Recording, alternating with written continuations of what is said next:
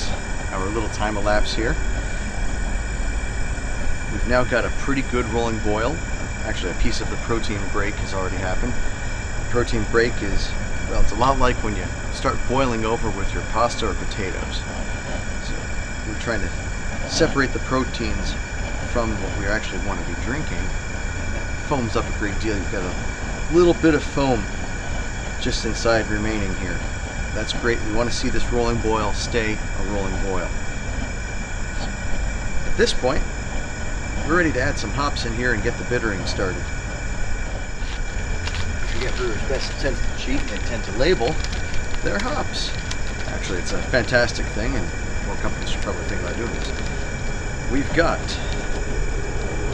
Willamette aroma hops, Willamette for flavoring. What we need right now is the Brewer's Gold bittering hops.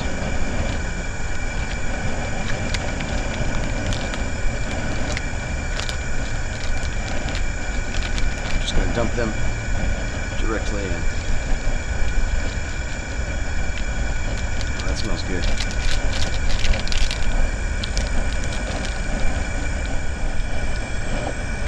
Don't have to give that much of a stir because, well, you can see it's pretty well incorporating itself. I might skim a little bit off the sides here. Anything that gets stuck to the sides too long isn't really going to get utilized by the boil. The boil process is going to help extract the oils, including the acidity of these hops, which will give you both the bittering you need, the flavor and aroma balance as we get to those additions. Right now, we've got about 30 minutes to wait before the next batch of hops go in.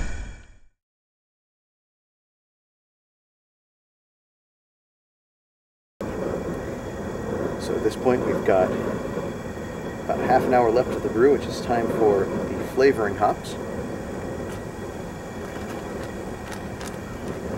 Willamette, very similar earthiness and just general flavor to the British Fuggle or Fugle.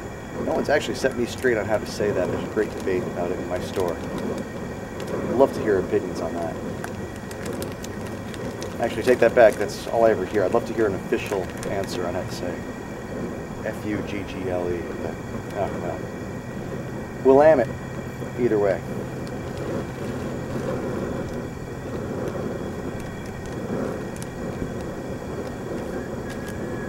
Smells exactly what I expect. A little earthy herbal note. It's kind of enhances some of the sweet malt flavors you get in a porter. So this is going to boil for about another 25 minutes to get us to the last 5 minutes. And at that point, we are going to be ready to cool it down.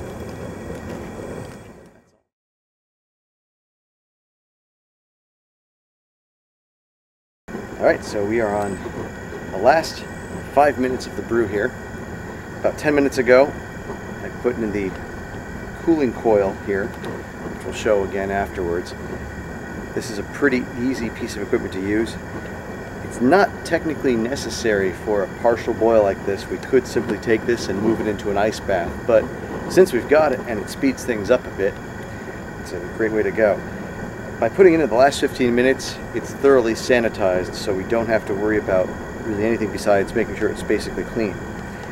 Now, with just these 5 minutes left to go, I'm going to add in the aroma hops.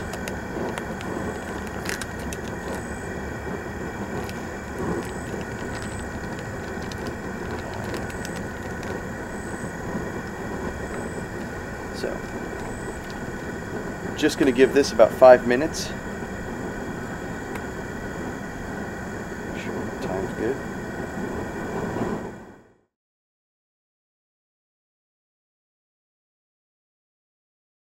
We are ready to cut the heat. You see that there's still a little bit of scum at the top of the boil, and that's fine.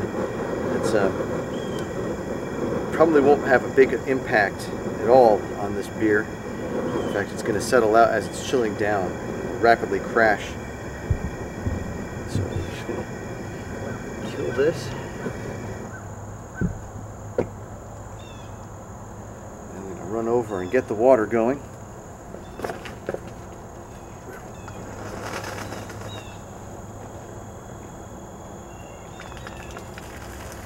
Yeah, we have a pretty potent stream.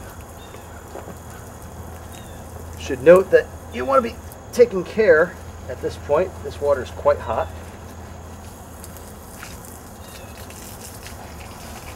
The cardboard's placed here mostly to insulate this. Even though it's silicone, it's just a good idea to have a little extra protection, a little extra shielding from the heat. It's pretty evident that at one time or another there was none such, or it touched the burner. So taking care to keep your tubes a little bit away from the burner is a good thing. I'm going to agitate this just a little bit. Keep the currents moving. As we do, the water that's coming out is actually heating up, so I know that's helping.